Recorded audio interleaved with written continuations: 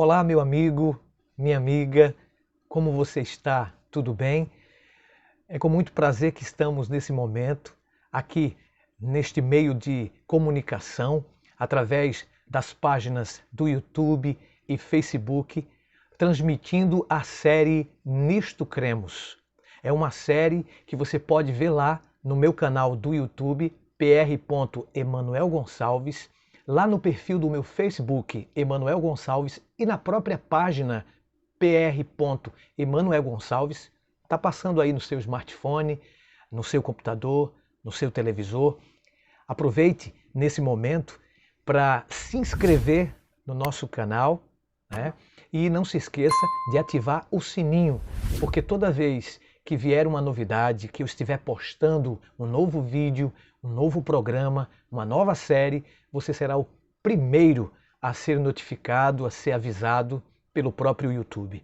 Seja bem-vindo a esta maravilhosa série Nisto Cremos.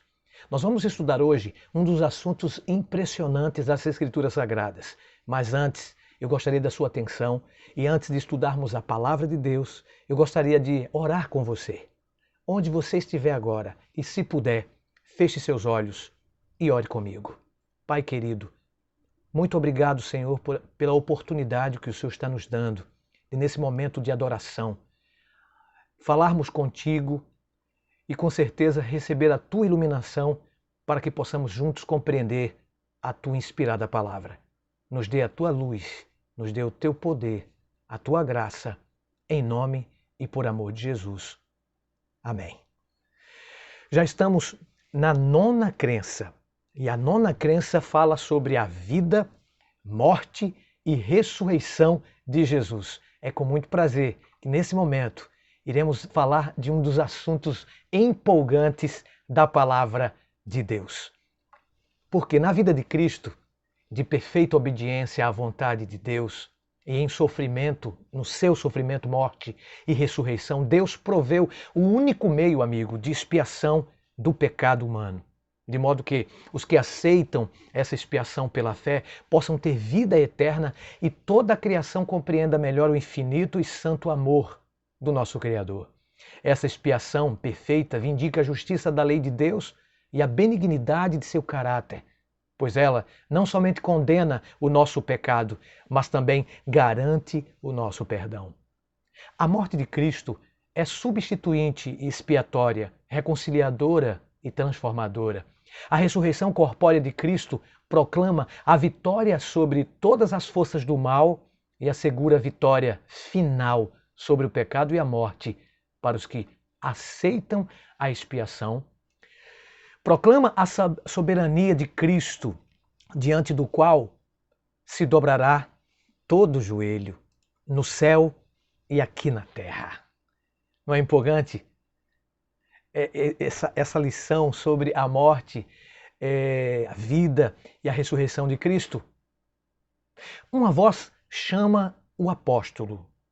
Sobe para aqui e te mostrarei o que deve acontecer depois destas coisas. Apocalipse 4, versículo 1. Por meio do Espírito Santo, o apóstolo João contempla a própria sala do trono de Deus nas Escrituras. Ofuscante arco-íris de esmeralda circunda o trono central, do qual provém vozes, trovões e relâmpagos. Dignitários vestidos em alvas vestimentas e portando coroas de ouro acham-se assentados em tronos menores. Um cântico de doxologia enche os ares. Os anciãos se prostram em adoração, lançando suas coroas de ouro diante daquele lindo trono. Um anjo, segurando um rolo selado com 7 selos, clama: quem é digno de abrir o livro e de desatar os selos? Apocalipse 5, versículo 2. Com profunda tristeza, João percebe que nenhuma criatura no céu ou na terra é digna de abrir o rolo. A sua tristeza se converte em lágrimas, até que um dos anciãos o consola. Não chores, João. Eis que o leão da tribo de Judá, a raiz de Davi, venceu para abrir o livro e os seus 7 selos. Apocalipse 5, verso 5. Contemplando, amigo, novamente o majestoso trono, João vê um cordeiro que tinha sido morto, mas que agora vivia, e sobre o poder do Espírito Santo. Quando esse despretensioso cordeiro tomou o rolo, as criaturas viventes e os anciãos explodiram em um novo cântico. Digno és de tomar o livro e de abrir-lhe os selos, porque foste morto, e com o teu sangue compraste para Deus os que procedem de toda a tribo, língua, povo e nação, e para o nosso Deus os constituíste reino e sacerdotes, e reinarão sobre a terra. Apocalipse 5, versos 9 e 10. Todas as criaturas viventes no céu e na terra uniram-se ao grande coro de louvor, aquele que está sentado no trono, e ao Cordeiro seja louvor, a honra e a glória e o domínio pelos séculos dos séculos. Apocalipse 5, versículo 13. Que versículo poderoso, amigo! Você não acha? O que havia de tão importante com aquele rolo? Ele registra o resgate da raça humana, querida, da escravidão de Satanás, e descreve a vitória última de Deus sobre o pecado. Revela uma salvação tão perfeita que os cativos do pecado podem ser libertos de suas prisões imundas simplesmente por um ato de vontade e escolha. Muito antes de seu nascimento em Belém, o cordeiro exclamara: "Eis aqui estou, no rolo do livro está escrito a meu respeito. Agrada-te fazer a tua vontade, ó Deus. Dentro em meu coração está a tua lei." Salmo 40, versículo 7. Você pode ler também esse texto em Hebreus, capítulo 10, versículo 7. Foi a vinda do Cordeiro morto desde a fundação do mundo, amigo, que propiciou a redenção da humanidade. A salvadora graça de Deus e as Escrituras revelam um Deus que manifesta incomparável interesse pela salvação da humanidade. Os membros da divindade, Pai, Filho e Espírito Santo, se aliaram na tarefa de trazer as pessoas de volta ao relacionamento e união com o seu Criador. Jesus Cristo enalteceu o redentor amor divino, dizendo: "Porque Deus amou o mundo de tal maneira..." Você conhece esse texto? "Que deu seu Filho unigênito, para que todo aquele que nele crê não pereça, mas tenha a vida eterna." João 3,16. As Escrituras declaram que Deus é amor, 1 João 4,8.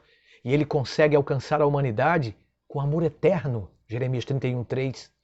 O Deus que entende, a todo ser humano, compreende que nós somos pecadores e estende o grande convite a todos nós de liberdade, de escolha, de poder escolher e servi-lo de forma profunda. Essa é a sua iniciativa, amigo. Quando Adão e Eva pecaram, Deus tomou a iniciativa de procurá-los, lembram? O culpado casal, ouvindo a voz de seu Criador, não se sentiu feliz com a perspectiva de encontrá-lo conforme havia ocorrido antes. Pelo contrário, eles se esconderam de Deus. E ainda assim, porém, Deus não os abandonou. Persistente, chamou-os, dizendo: "Onde estão vocês?" Com profunda tristeza, Deus teve de expor as consequências da desobediência a Adão e Eva, as dores e dificuldades que eles encontrariam pela frente, em meio à situação de completa desesperança em que eles se achavam naquele momento. Deus lhes expôs um maravilhoso plano, querido, que lhes garantiu a vitória final sobre o pecado e a morte. Gênesis 3,15. Graça ou justiça? Mais tarde, após a apostasia de Israel no Sinai, por exemplo, o Senhor revelou seu caráter benevolente e ainda assim justo a Moisés, proclamando: "Senhor, Senhor, Deus compassivo, clemente e longânimo e grande em misericórdia e fidelidade, que guarda misericórdia em 1000 gerações, que perdoa a iniquidade, a transgressão e o pecado, ainda que não inocente o culpado, e visita a iniquidade dos pais nos filhos e nos filhos dos filhos até a terceira e quarta geração. Êxodo capítulo 34, né? Versos 6 e 7.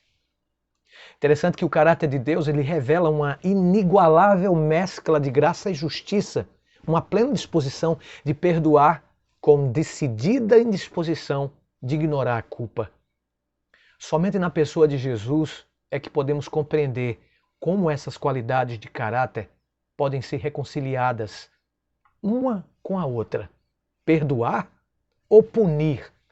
Durante os períodos de apostasia, vale lembrar isso, do povo de Deus no Antigo Testamento, o povo de Israel, Deus frequentemente apelava para que o povo reconhecesse sua iniquidade e retornasse para ele. Vocês lembram de Jeremias 3,12?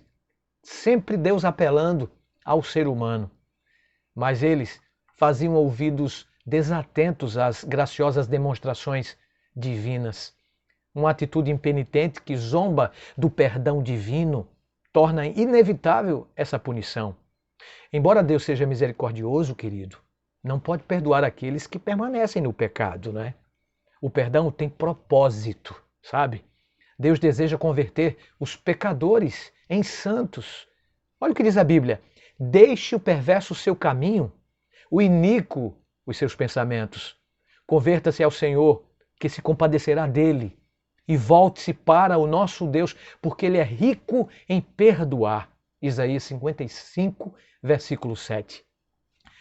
A sua mensagem de salvação ecoa claramente por todo o universo. Olhai para mim, diz a Bíblia, e sede salvos, vós, todos os termos da terra, porque eu sou Deus e não há outro. Isaías 45, verso 22. Lembre que a ira de Deus contra o pecado, por exemplo, Ele ama com todas as suas forças o pecador, mas odeia com todas as suas forças o pecado. Porque a transgressão original criou na mente humana uma disposição de inimizade contra Deus. Consequentemente, merecemos o desprazer de Deus, que é um fogo consumidor contra o próprio pecado. Hebreus 12, 29. A solene verdade, querido, é que todos nós pecamos. Romanos 3, verso 23. Todos são, por natureza, filhos da ira. Paulo diz em Efésios 2, verso 3. E todos nós somos sujeitos à morte, pois o salário do pecado, já disse o próprio apóstolo, é a morte. Romanos 6, 23. A ira divina é aquilo que a Escritura identifica como a reação de Deus ao pecado e à injustiça. Rejeição deliberada à vontade revelada de Deus. Sua lei provoca sua justa ira ou furor. Os homens, eles são eticamente pecadores quando Deus toma em conta suas transgressões. Ele necessita considerá-los como pecadores, como inimigos, como objeto de sua ira divina, pois se trata de uma necessidade ética e religiosa, que a santidade de Deus se manifeste em ira contra o pecado. Ao mesmo tempo, porém, Deus anseia salvar o mundo rebelde. Ele odeia, como eu já falei, o pecado, embora manifeste o mais amorável interesse por todos nós pecadores. A resposta humana.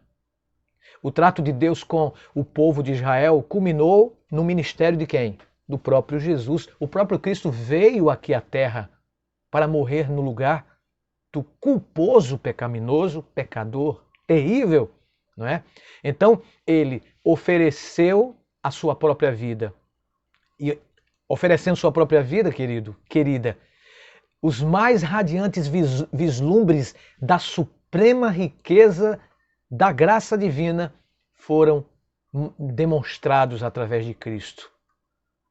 João escreveu: vimos a sua glória, glória como do unigênito do Pai. Primeiro, o apóstolo João diz no Evangelho, no capítulo 1, verso 14.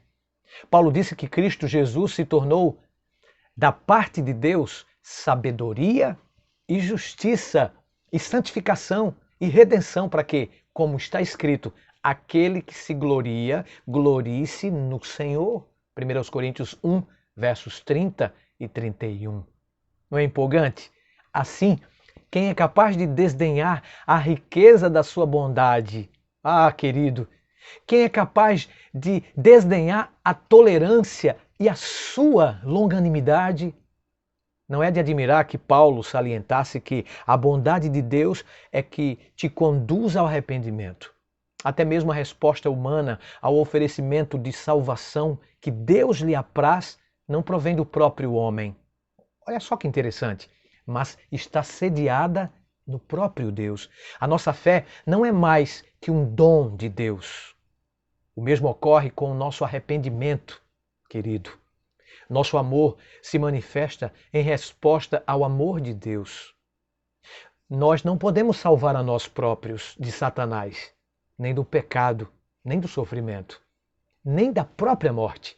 Nossa justiça nada mais é do que diz o profeta, do que trapos de imundícia, Isaías 64:6. Mas Deus, com sua grande misericórdia e por causa do seu grande amor com que nos amou, e estando nós mortos em nossos delitos, nos deu vida juntamente com Cristo. Porque diz a Bíblia, pela graça sois salvos, mediante a fé. Isto não vem de vós, é dom de Deus, não de obras para que ninguém se glorie. Efésios 2, versos 4, 5 e 8. Que maravilha esse ministério. Ele chama de ministério da reconciliação em Cristo, né? Em Cristo. As boas novas de salvação. E essas boas novas são que Deus estava em Cristo reconciliando consigo mesmo o mundo, 2 Coríntios 5,19. Essa reconciliação restaura o relacionamento entre Deus e a raça humana. Esse texto aponta para o fato de que o processo reconcilia os pecadores com Deus e não Deus com os pecadores. Notou? A chave da questão é conduzir os pecadores de volta a Deus em Jesus Cristo. O plano divino de reconciliação constitui a maravilha da condescendência divina, querido. Ele tinha todo o direito de deixar que a humanidade perecesse. Conforme já observamos anteriormente, foi Deus quem tomou a iniciativa. Lembram que foi Deus que foi em busca do casal errante de Adão e Eva, quando disse: onde vocês estão?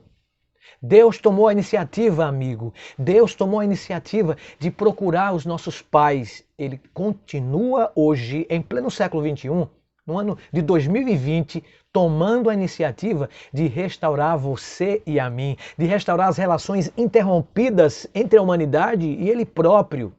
Paulo mostrou que quando inimigos fomos reconciliados com Deus mediante a morte de seu Filho, Romanos 5, verso 10. Consequentemente, nos gloriamos em Deus por nosso Senhor Jesus Cristo, por intermédio de quem recebemos agora a reconciliação. O processo dessa reconciliação tem sido associado com o termo expiação. A palavra em inglês corresponde a atonement. Originalmente significa atonement, ou seja, um estado em que as partes estavam at on, de acordo. Portanto, o termo denota a harmonia de um relacionamento e sempre que algo estremeceu as relações, a harmonia resultará de um processo de reconciliação. Compreendido sob o ponto de vista de seu significado original, a palavra expiação denota apropriadamente um estado de reconciliação que põe fim a um estado de estremecimento. Muitos cristãos limitam o significado do termo expiação exclusivamente aos efeitos redentores da experiência de Cristo manifestados pela encarnação, sofrimentos e morte. Nos serviços do santuário, contudo, a expiação envolvia não apenas a morte de um cordeiro sacrificial, como também incluía o ministério sacerdotal, em que o próprio sangue era conduzido até o santuário. Vale lembrar que, de acordo com esse uso bíblico, portanto, a expiação pode se referir tanto à morte de Cristo quanto ao seu trabalho intercessório no santuário celestial. Ali, como sumo sacerdote, ele aplica os benefícios de seu perfeito e completo sacrifício expiatório à tarefa de alcançar reconciliação dos seres humanos com Deus. Interessante notarmos que a doutrina da expiação possui dois aspectos: o ato salvador de Cristo e a apropriação de seu trabalho pela fé, tanto individual quanto coletiva. Esses dois aspectos juntos constituem a expiação a partir desse ponto de vista que ele conclui, que a expiação nos mostra, né, que Deus nos salva e Deus continua a nos salvar. Interessante. A expiação associada ao ministério sumo sacerdotal de Cristo será com certeza analisada noutra doutrina, noutra crença que está lá na frente, né, sobre esse sacrifício. Então, esse sacrifício expiatório de Cristo, e Cristo, o sacrifício expiatório, através do Calvário, ele marcou o ponto de mudança de relacionamento entre Deus e a humanidade. Embora ainda permaneça um registro dos pecados das pessoas como resultado da reconciliação, Deus não mais considera esses pecados contra os seus praticantes. Isso não significa que Deus desistiu de aplicar a punição, querido, ou que o pecado não mais provoque sua ira. Em vez disso, significa que Deus encontrou um meio para garantir o perdão ao pecador arrependido, embora mantendo ainda perante o universo o elevado padrão de justiça de sua eterna lei. A morte de Cristo, uma necessidade, né, para todos nós. Então, a gente pode fazer aquela simples pergunta a esse texto maravilhoso, né? Jesus morreu por mim. E aí? O amor de Jesus fez com que a humanidade fosse salva por inteiro, por completo, né? Esse amor, ele pode manter a sua justiça e a sua retidão, mesmo perdoando pecadores impenitentes que fizeram o que fizeram com ele, né? Ah, amigo, a morte expiatória de Jesus Cristo se tornou uma necessidade moral e legal. É isso mesmo. A justiça de Deus requer que o pecado seja, de fato, levado a julgamento. Portanto, Deus necessita executar o juízo do pecado e logo do pecador. E nessa execução, o Filho de Deus assumiu o nosso lugar, o lugar do pecador, de acordo com a vontade do próprio Deus. A expiação era necessária, vale lembrar, porque o homem se encontrava sob a justiça de Deus, ou a ira própria justa de Deus. Aqui nós achamos o cerne do evangelho do perdão aos pecados e o mistério da cruz de Cristo. A perfeita justiça de Cristo satisfaz adequadamente a justiça divina e Deus se dispõe a aceitar o auto-sacrifício, né, de Cristo no lugar da morte do homem. Pessoas que não se dispõem a aceitar esse sacrifício expiatório, esse expiatório sangue de Cristo, não podem receber perdão dos pecados.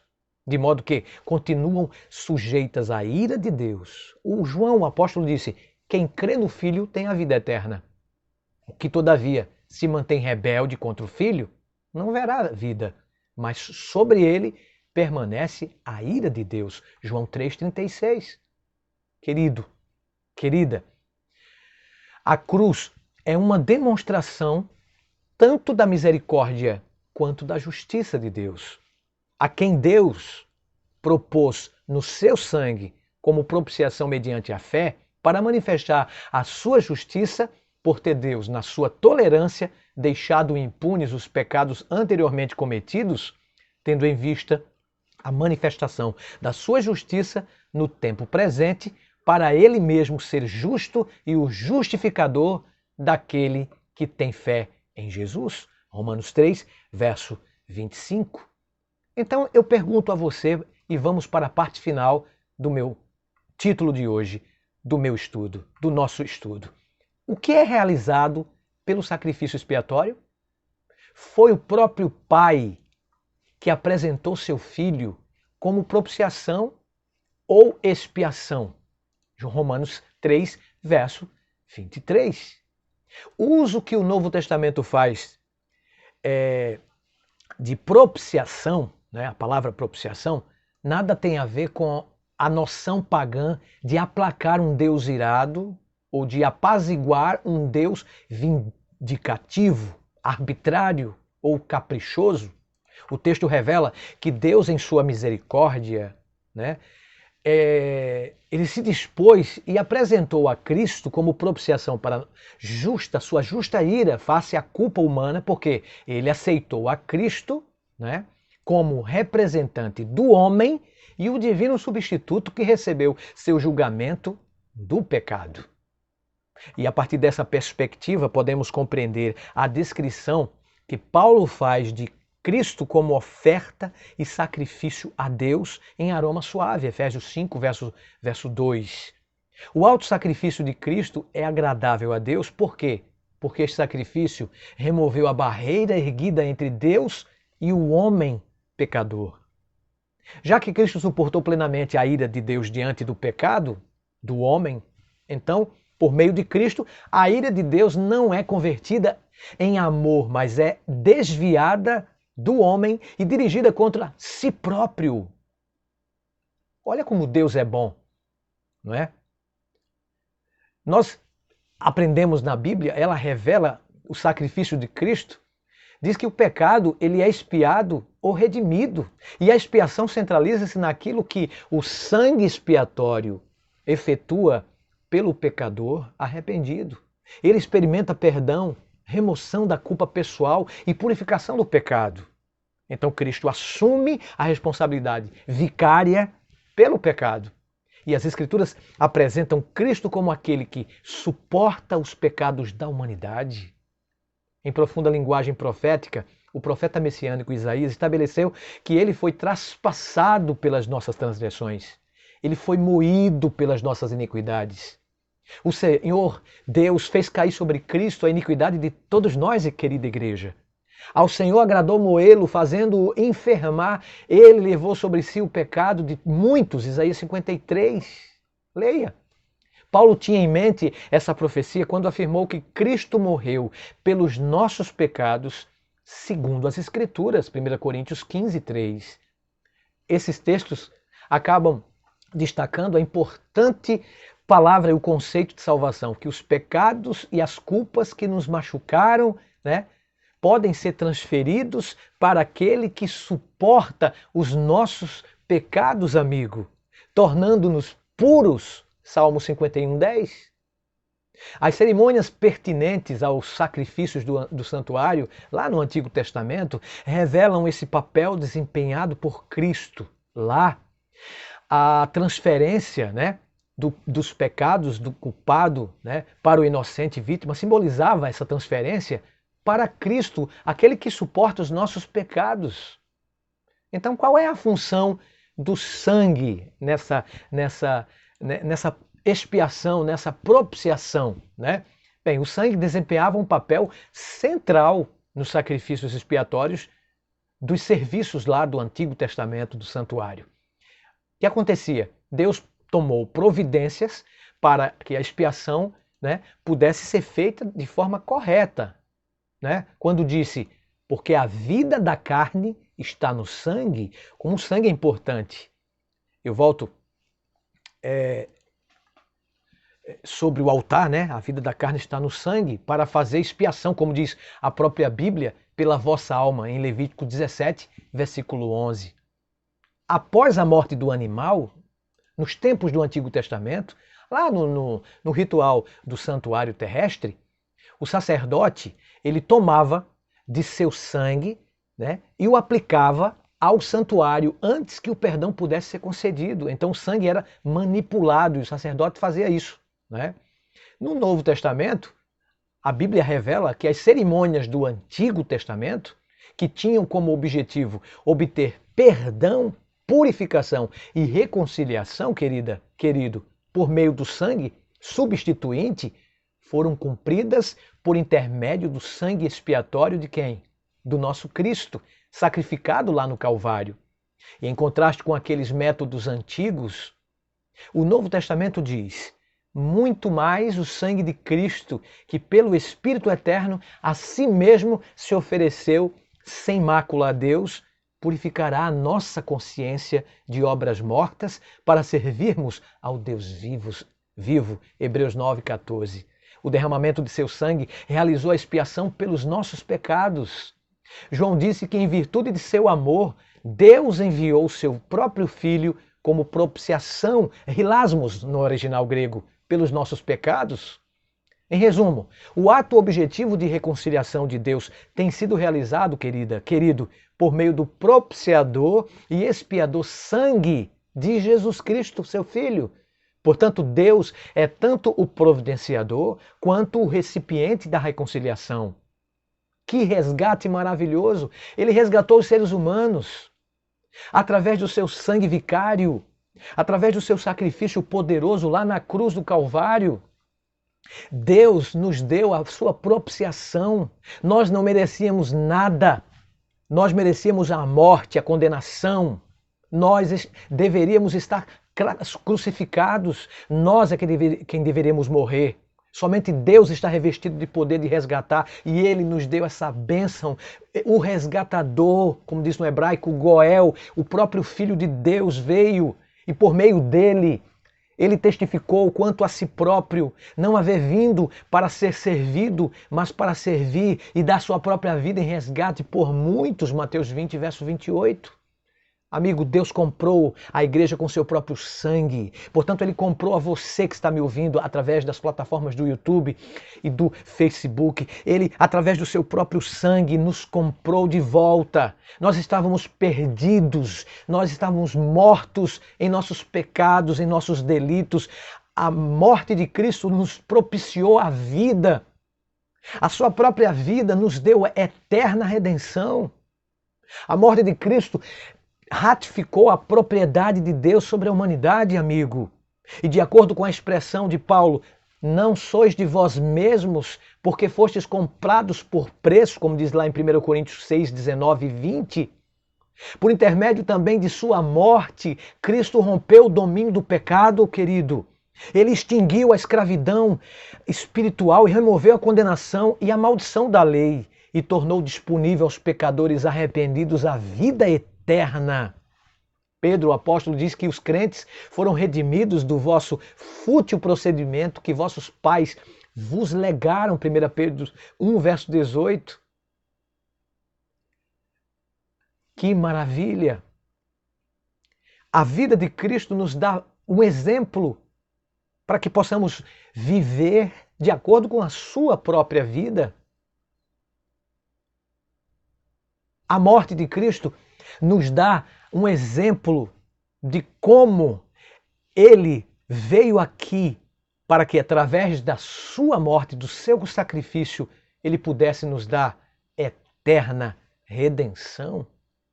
Então nós vemos a vida, os ensinos de Cristo, a morte de Jesus e agora a sua própria ressurreição, que sela, que ratifica a nossa oportunidade de perdão, de vida e eterna redenção. Oh, querido, oh, querida, como é importante saber que a vida, a morte e ressurreição de Cristo corroboraram para a nossa vida e a vida eterna. Enquanto estivermos aqui na Terra, nós já estamos começando a eternidade, mesmo com essa nossa vida momentânea, mas já começamos a partir do momento que nós entregamos a nossa vida a Cristo. A vida eterna já começa a partir desse momento, porque nós fomos perdoados por sua graça, nós fomos redimidos por sua justiça, nós fomos salvos por seu perdão. Você não gostaria de entregar a sua vida a Jesus?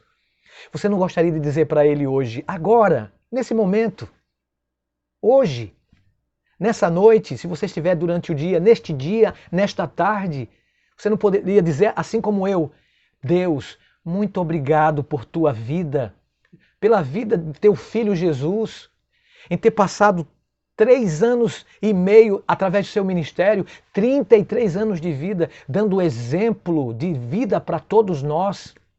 Você poderia dizer comigo, Senhor, muito obrigado, porque a tua vida, a tua morte e a tua ressurreição proporcionaram a minha vida, a nossa vida e a vida eterna de cada um de nós. Você não gostaria de entregar a sua vida a Jesus agora mesmo? Está passando aí na sua telinha, no seu smartphone, o meu número de WhatsApp. Você já sabe, no meu canal pr.emanuel Gonçalves, do YouTube, no Facebook pr.emanuel Gonçalves, no perfil Emanuel Gonçalves. Enquanto você escuta essa linda canção, você não gostaria de entregar a sua vida a Jesus? Enquanto passa o meu número do WhatsApp aí, manda-nos um recado. Diga, pastor, eu entrego a minha vida a Jesus. Eu quero que Ele transforme todos os dias a minha vida até que Ele volte e me leve para o céu. Enquanto você ouve essa música, vai passar na sua tela o meu número de contato. Escreva para mim. Eu vou orar por você. Eu vou pedir a Deus que Ele transforme o seu caráter e transforme o meu caráter. Vamos ouvir essa canção. Enquanto isso, entregue seu coração a Jesus.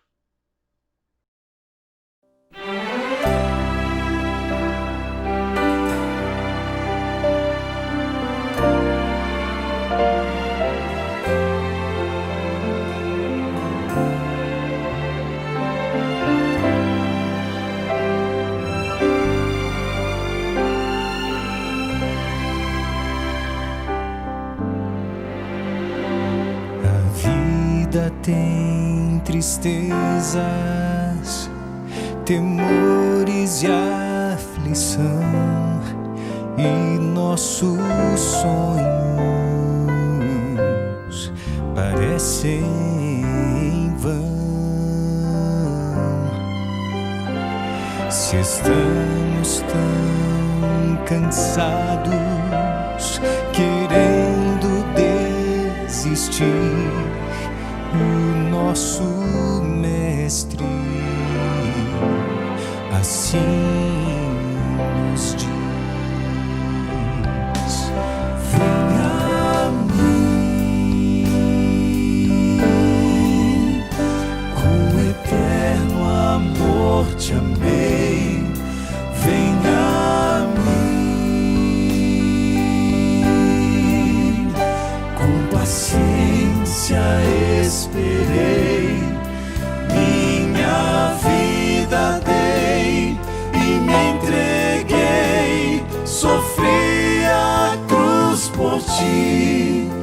Volta já para o lar e hoje venha a mim.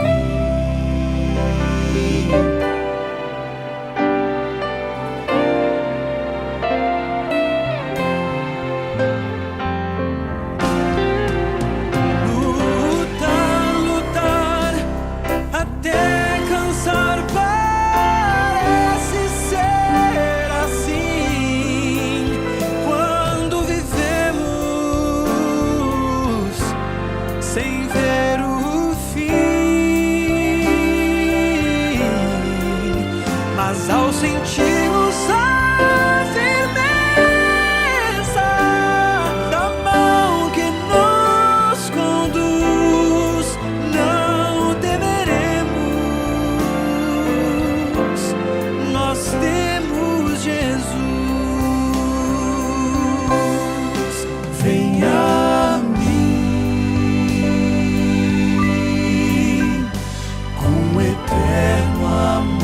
te amei, venha a mim, com paciência esperei, minha vida dei e me entreguei, sofri a cruz por ti. Volta já para o lar e hoje venha a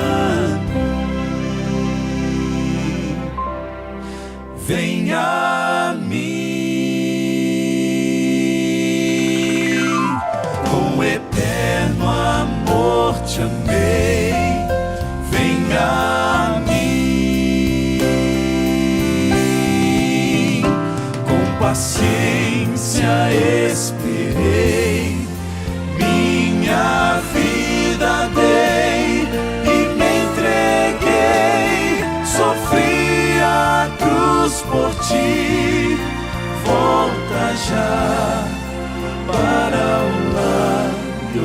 vem a mim,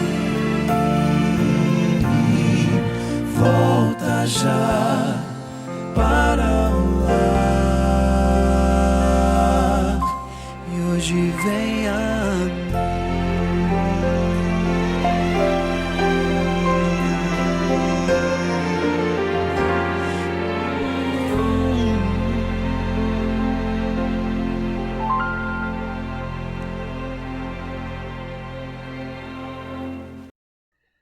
Então, você entregou seu coração a Jesus? Você entregou a sua vida para Ele? Porque Ele veio aqui. Ele entregou sua vida por nós. Ele viveu aqui por nós. Ele morreu aqui por cada um de nós. E Ele ressuscitou para que cada um de nós pudesse ter vida e ressurreição e transformação. Ore comigo nesse momento, feche seus olhos se puder. Querido Pai, muito obrigado, Senhor, pela morte de Jesus, por ter trazido Jesus à terra para morrer no nosso lugar, pelo exemplo de sua vida enquanto esteve aqui, por nos dar paz e vida eterna e um bom exemplo. E obrigado também pela ressurreição do teu Filho Jesus, porque aí corroborou e confirmou a nossa vida eterna também. Entregamos nossa vida a Ti, Senhor. Que o Senhor nos transforme e nos dê a Tua graça, pois te oramos agradecidos, em nome de Jesus. Amém. Oh, querido, muito obrigado por sua companhia no Nisto Cremos. Mas estamos terminando esta doutrina, esta crença. Mas até o próximo encontro, onde mais uma vez falaremos de um dos assuntos empolgantes e significativos da sua santa palavra. Até lá, e que Deus continue abençoando você. Mas não se esqueça que o amor de Deus, que a graça do Senhor Jesus e a comunhão do Espírito Santo estejam com você. Até lá, que Deus te abençoe. Tchau.